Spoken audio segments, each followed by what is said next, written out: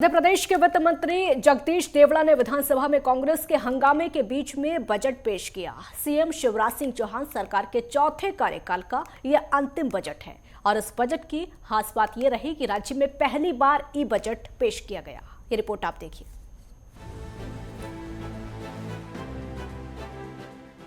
मध्य प्रदेश सरकार के बजट में किसी नए कर का प्रस्ताव नहीं किया गया है।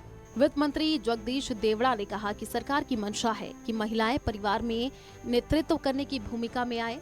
इसी के साथ महिलाएं स्वयं की जरूरतों के लिए आर्थिक रूप से अन्य किसी पर आश्रित न रहे।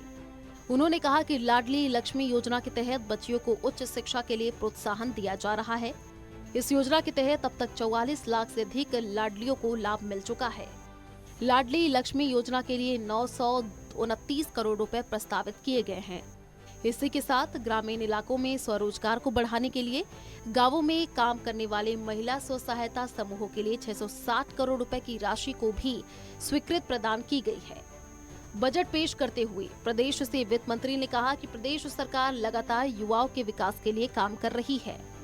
प्रदेश सरकार अपनी इस योजना के तहत शासकीय सेवा में 1 लाख से अधिक नई नियुक्तियां देने का अभियान शुरू किया है। इसी के साथ भोपाल में Sant Shiromani Ravidas global skill park बनाने की भी घोषणा की गई।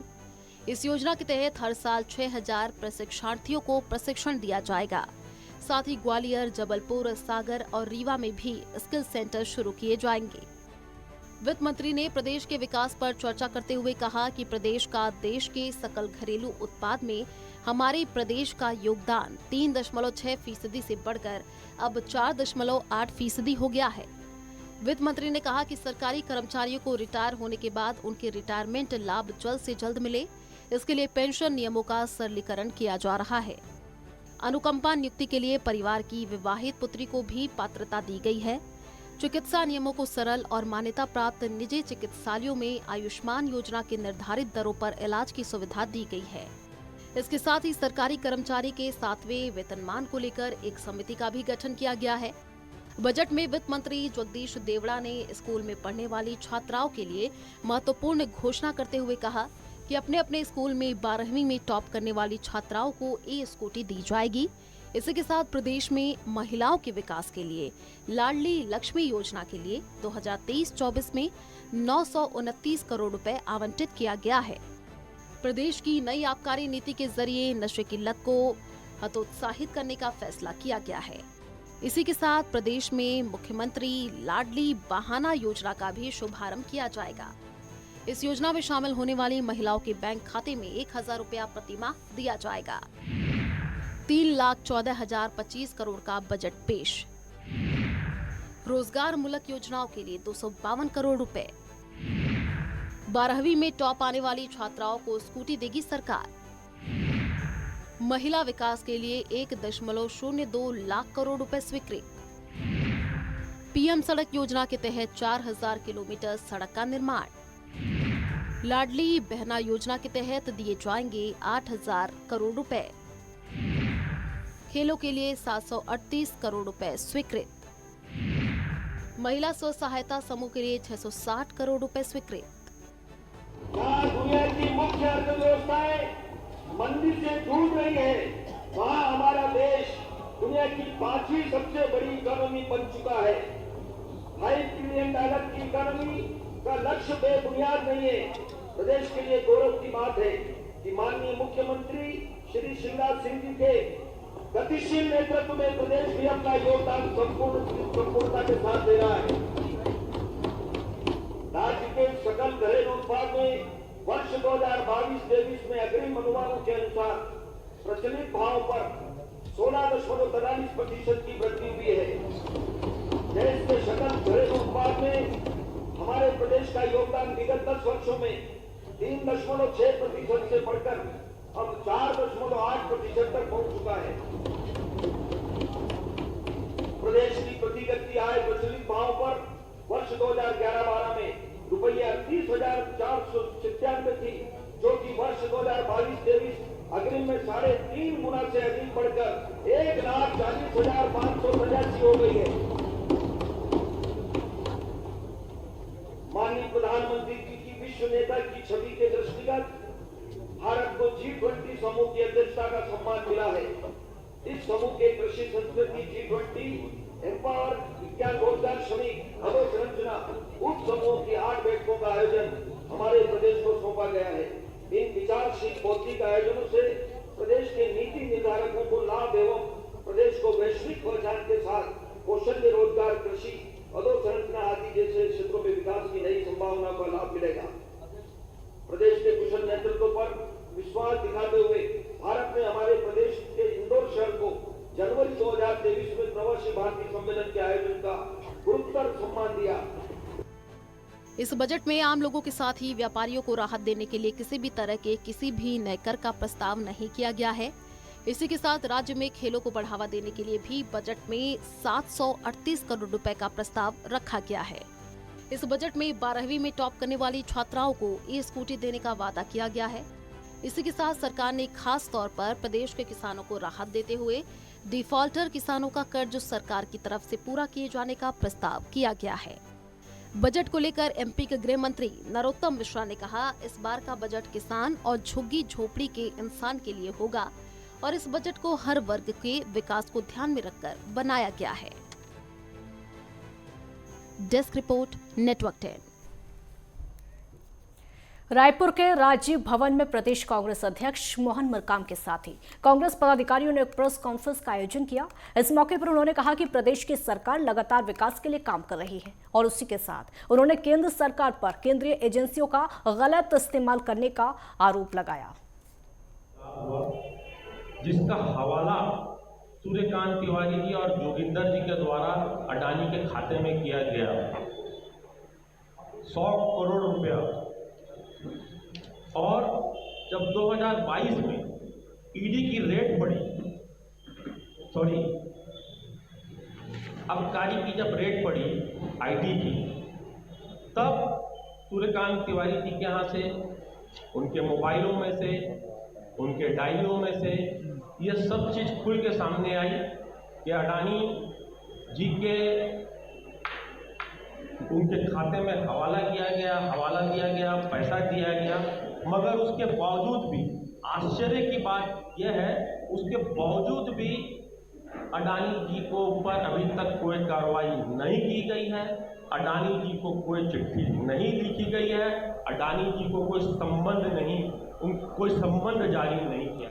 प्रदेश कांग्रेस अध्यक्ष की प्रेस कॉन्फ्रेंस राजीव भवन में आयोजित की गई। हालांकि एजेंसियों का गलत इस्तेमाल करने का आरोप भी लगाया गया। कांग्रेस कार्यालय के राजीव भवन छतरपुर में एक प्रेस कॉन्फ्रेंस का आयोजन किया गया। उस मौके पर जिला मीडिया प्रभारी दीप्ति पांडे ने कहा कि आज प्रदेश के किसान बिजली के लिए परेशान हैं और वहीं दूसरी तरफ युवा बेरोजगारी से तंग आ चुके हैं।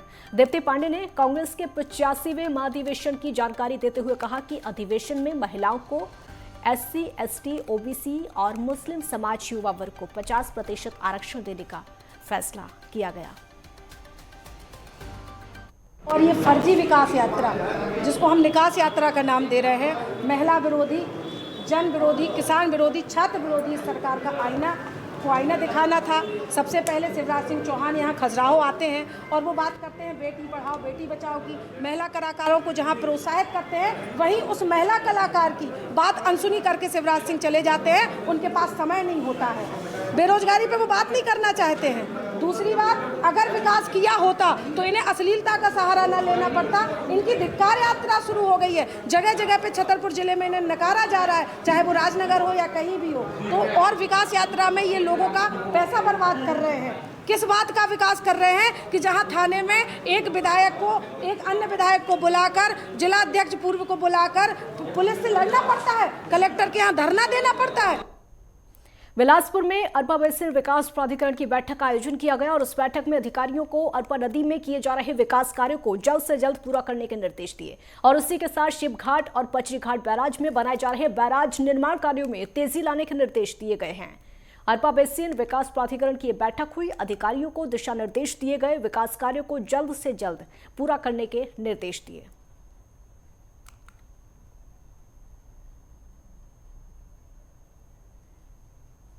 विकास प्राधिकरण की बैठक थी, जो अरपा विकास प्राधिकरण के तहत जो काम चल रहे हैं, विशेषकर सिंचाई विभाग, वन विभाग और नगर निगम बिलासपुर के, उन कार्यों की समीक्षा की गई।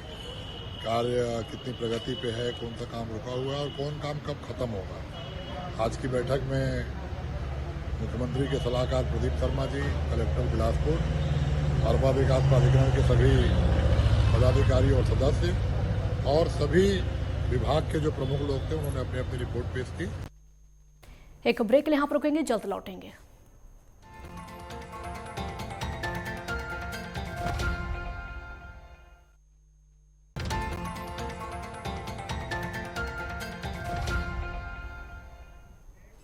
ब्रेक के बाद एक बार फिर स्वागत है आपका। ग्वालियर में हुई स्कूल बस दुर्घटना के बाद ट्रैफिक विभाग सतर्क हो गया है। यातायात पुलिस ने किसी भी दुर्घटना को रोकने के लिए स्कूल बसों की जांच का अभियान शुरू किया है। ट्रैफिक पुलिस ने कंपू में सर्चिंग अभियान के तहत बिरला नर्सिंग होम बस की चेकिंग की, जिसमें की क्षमता से अधिक बच्चे बैठे मिले। पुलिस ने बस को जब्त करने के साथ ही इस मामले में मुकदमा दर्ज करके मामले की जाँच शुरू कर दी।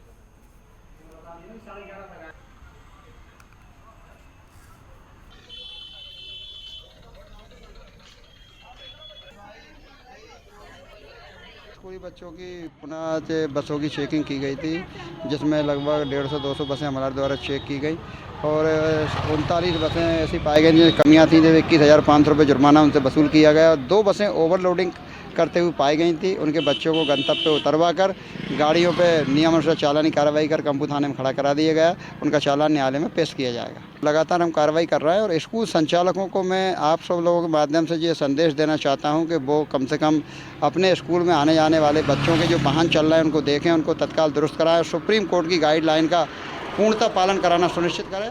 ग्वालियर में एक नाबालिग ने अपने बाल विवाह को रोकने के लिए घाटी गांव पुलिस से पोस्टेड लेटर जरिए हालांकि मदद मांगी है। पत्र मिलते ही एसडीओपी संतोष कुमार ने तत्काल मामले का संज्ञान लिया और महिला बाल विकास पर्यवेक्षक मनीषा यादव के साथ पुलिस फोर्स ने उम्मेदगढ़ में दबिश दी। सबसे पहले नाबालिग को उसके परिजनों के चंगुल से मुक्त कराया। उसके बाद 8 मार्च को उसकी शादी रुकवाई।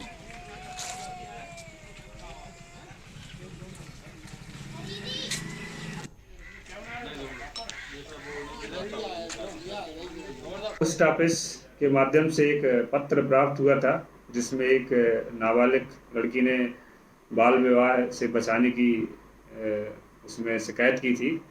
तत्काल संज्ञान में लेते हुए मोहना थाना प्रभारी से मैंने बात की और वरिष्ठ अधिकारियों के मार्गदर्शन में पूरी थाने की टीम लेकर महिला स्टाफ के साथ और महिला बाल विकास के अधिकारियों के साथ मौके पर उम्मेदगढ़ ददौरी गांव पहुंचे। वहां पर परिजनों को समझाइश दी और लड़की थी उससे हमारी महिला अधिकारी ने बयान लिए। उसके बाद उसको 1 स्टॉप सेंटर में शिफ्ट करवा दिया है। ग्वालियर में पुलिस को नशे के खिलाफ बड़ी कामयाबी मिली है। पुलिस ने ग्वालियर झांसी हाईवे के पास से पुलिस ने स्मैक तस्कर को गिरफ्तार किया है, जिसके पास से 40 ग्राम स्मैक बरामद हुई है। पुलिस ने आरोपी के खिलाफ एनडीपीएस एक्ट में मुकदमा दर्ज करके कार्रवाई शुरू कर दी है। गिरफ्तारी के बाद पुलिस आगे की कार्रवाई में जुट गई है। झांसी रोड थाना के अंतर्गत जो हमारी पुलिस की जो बल लगी है उसमें स्मैक के खिलाफ लगातार कार्रवाई चल रही है। इसी के अंतर्गत कुछ व्यक्ति जो स्मैक का तस्करी कर रहे थे उसको इंटरसेप्ट करके ह्यूमन इंटेल का यूज़ करके उनको पकड़ा गया और उनसे स्मैक जब्त किया गया और उन पे 8/20 एनडीपीएस की कार्रवाई की जा रही है, जिसको जल्दी कोर्ट में पेश किया जाएगा और अगली चालानी कार्रवाई इसमें पूर्ण की जाएगी। बिलासपुर के सरकंडा क्षेत्र में बुजुर्ग से लूट की घटना को अंजाम देने वाले आरोपी को पुलिस ने कुछ ही घंटों में गिरफ्तार कर लिया। और आपको बता दें कि मंगलवार की दोपहर कपिलनगर में रहने वाले बुजुर्ग के साथ लूटपाट की गई और वही घटना की जानकारी लगते ही सरकंडा टीआई फैजुल शाह ने पुलिस टीम के साथ मौके पर पहुंचकर जांच शुरू कर दी। थाना प्रभारी ने घटना की जानकारी पुलिस अधीक्षक संतोष सिंह को दी, जिसके बाद एसपी ने अन्य अधिकारियों मार्गदर्शन में आगे की जांच शुरू की और सीसीटीवी फुटेज खंगाले गए।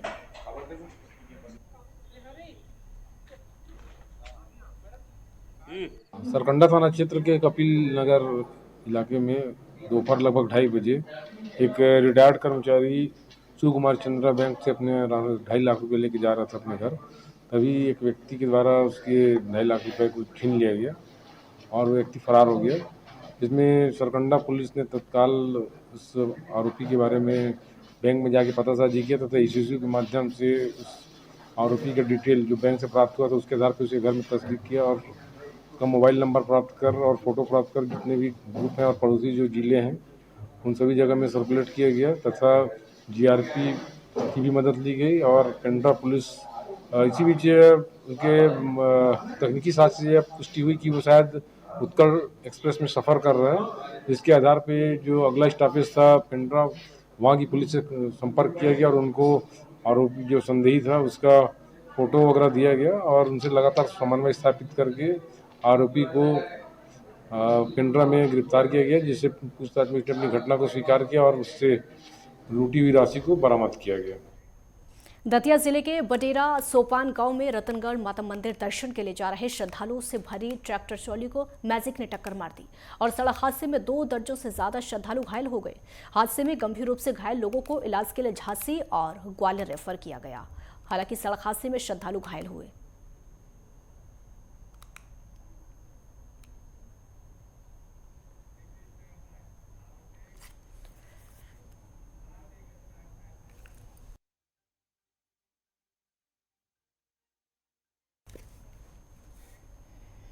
नरसिंहपुर में एक दिल दहला देने वाली वारदात सामने आई है। मामला कसवाई क्षेत्र के साईखेड़ा का है, जहां पर बड़ी बहन ने प्रेमी के साथ मिलकर अपनी छोटी बहन को मौत के घाट उतार दिया।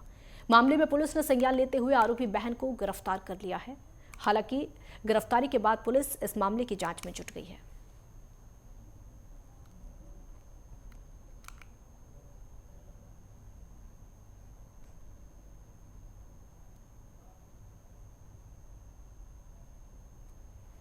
पीएम रिपोर्ट के पश्चात हमें यह ज्ञात हो गया कि ये हत्या का मामला है और संदेह के आधार पे हमने उसकी बड़ी बहन से पूछताछ किया। बड़ी बहन ने पूछताछ के क्रम में ये हमें बताया कि उसके द्वारा और उसके बॉयफ्रेंड के सहयोग से, जो राहुल सिंह जो कि अमेठी का रहने वाला है उत्तर प्रदेश का, उनके सहयोग से जो है ये घटना कारित की गई है 22 तारीख को ही। और इसमें फिर हमने हत्या का मुकदमा दर्ज कर लिया है और दोनों ही आरोपियों को हमने गिरफ्तार कर लिया। सर, कैसे ये प्रेम प्रसंग का मामला है, कैसे एक दूसरे में प्रेम हुआ और फिर हत्या था?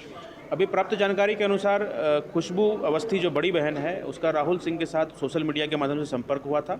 धीरे धीरे इनकी संबंध जो है प्रगाढ़ होते गए और फिर इनकी फैमिली के बीच भी ये क्लियर हो गया था कि इनको शादी करनी है निकट भविष्य में। अब खबर रायगढ़ से है, जहां पर कलेक्टर तारण प्रकाश सिन्हा के मार्गदर्शन में जिला प्रशासन एवं कृषि विभाग के संयुक्त तत्वाधान में मिलेट्स महोत्सव कार्यक्रम का आयोजन रामलीला मैदान में किया गया और समापन कार्यक्रम में बतौर मुख्य अतिथि के रूप में उपस्थित महापौर जानकी काटजू ने कार्यक्रम को संबोधित करते हुए कहा कि मिलेट्स महोत्सव का उद्देश्य स्वास्थ्य के लिए लाभदायक मिलेट्स के व्यंजन को आपकी थाली तक पहुंचाना और यही कारण है कि राज्य सरकार मोटे अनाजों के सेवन के लिए लोगों को विशेष रूप से प्रेरित कर रही है। साथ ही कहा कि लोगों को मिलेट्स व्यंजन का लाभ मिलने इसके लिए प्रेरित करें। इस दौरान कार्यक्रम में उपस्थित चंद्रपुर विधायक रामकुमार यादव भी कार्यक्रम को संबोधित करते हुए नजर आए।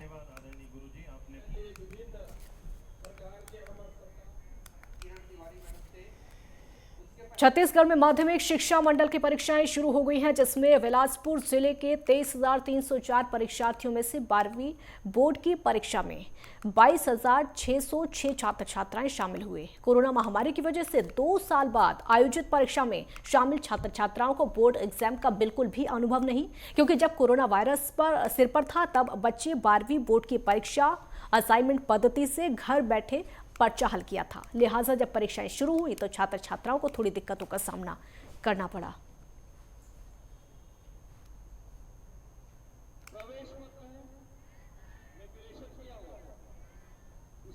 हायर सेकेंडरी की परीक्षा में कुल दर्ज 23,304 थे, जिसमें से 22,602 बच्चे उपस्थित पाए गए। 6 हमने जिला स्तरीय निरीक्षण दल का गठन किया था, जो निरीक्षण किए हैं। किसी प्रकार का नकल प्रकरण नहीं पाया गया है। परीक्षाएं शांतिपूर्ण ढंग से संचालित है। दतिया के वार्ड नंबर 34 में महिलाओं के लिए निःशुल्क स्वास्थ्य परीक्षण और स्वच्छता को लेकर एक शिविर का आयोजन किया गया और उस कार्यक्रम में संख्या में महिलाओं ने हिस्सा लिया। हालांकि इस कार्यक्रम में 200 महिलाओं को निःशुल्क सैनिटरी पैड और दवाइयां भी बांटी गई। कार्यक्रम में 150 से ज्यादा महिलाओं का स्वास्थ्य परीक्षण करके निःशुल्क दवाइयां उनको बांटी गई, जहां पर स्वास्थ्य शिविर का आयोजन किया गया।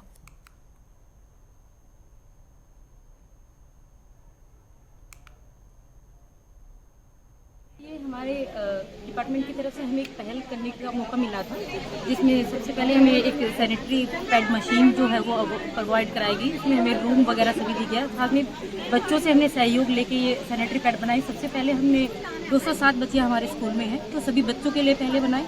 और जब हमारा प्रोडक्शन थोड़ा सा बढ़ गया तो हमने आसपास के क्षेत्र में ये सब बना के और निःशुल्क वितरित किया। तो काफ़ी अच्छी पहल है, क्योंकि जहाँ पे ग्रामीण क्षेत्र में ये माना जाता है कि इन चीज़ों पे ज़्यादा बातचीत करना या खुलेआम ऐसे लेना अच्छा नहीं मानते, लेकिन मैं सबको बस हम यही बताना चाहते हैं कि ऐसा नहीं है, ये एक नॉर्मल चीज़ है, नेचुरल है, तो हमें इस पर खुल के बात करनी चाहिए और लेडीज़ को अपनी हाइजीन का पूरा ध्यान रखना चाहिए। सैनिटरी पैड का निर्माण करती है और साथ ही हम पेज सेटिंग एक्टिविटी के अंतर्गत हमने 5 स्थानों को गोद दे रखा है, जिसमें 3 ग्रामीण क्षेत्र 2 शहरी क्षेत्र हैं। वहाँ भी हम लोग जाकर के निःशुल्क पैड का वितरण करते हैं। इन लोगों की तरफ से आमंत्रण गया था कि एक अच्छा कार्यक्रम मुझे लगा कि इस तरह का ये कार्यक्रम इनका हो रहा है, सैनिटरी पैड का ये लोग वितरण कर रहे हैं और साथ ही महिलाएं इकट्ठी होंगी तो एक स्वास्थ्य परीक्षण भी हो जाएगा। तो एक ये हमारे लिए भी बहुत अच्छा मौका रहा कि हमें यहाँ आने का मौका मिला, नहीं तो हम लोग हॉस्पिटल से यूजुअली निकलते नहीं है। बाहर आके इन लोगों के बीच में बैठना और इलाज करना एक थोड़ा मुझे अच्छा लगा, तो मैंने इनसे कह दिया कि हाँ भाई ठीक है, ये कर लेते हैं और मैं अपना टाइम दे देती हूँ। मुख्यमंत्री भूपेश बघेल के निर्देश पर छत्तीसगढ़ में नई सड़कों का निर्माण और अन्य सड़कों की गुणवत्तापूर्ण मरम्मत का कार्य तेजी से जारी है। मुख्यमंत्री के निर्देश के अनुसार जनहित के लिए सड़कों की डामरीकरण के कार्य भी लगातार तेजी से किए जा रहे हैं, ताकि जनता को सुगम यातायात की सहूलियत मिल सके। और इसी कड़ी में रायपुर पश्चिम विधानसभा क्षेत्र में लोगों की सुविधा को देखते हुए सड़क डामरीकरण के कार्य का भूमि पूजन विधायक और संसदीय सचिव विकास उपाध्याय के द्वारा किया गया।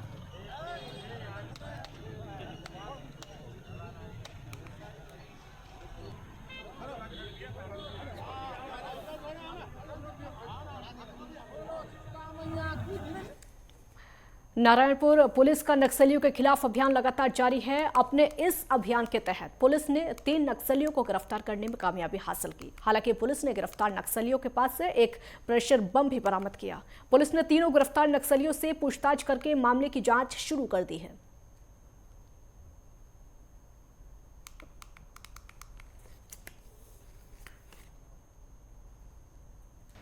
जिले में लगातार नक्सलियों के विरुद्ध अभियान चलाया जा रहा है, जिसके लिए हमारी डीआरजी की टीम निकली हुई थी, जिसे छोटे डूंगर के पास 3 संदिग्ध लोग घूमते हुए दिखे।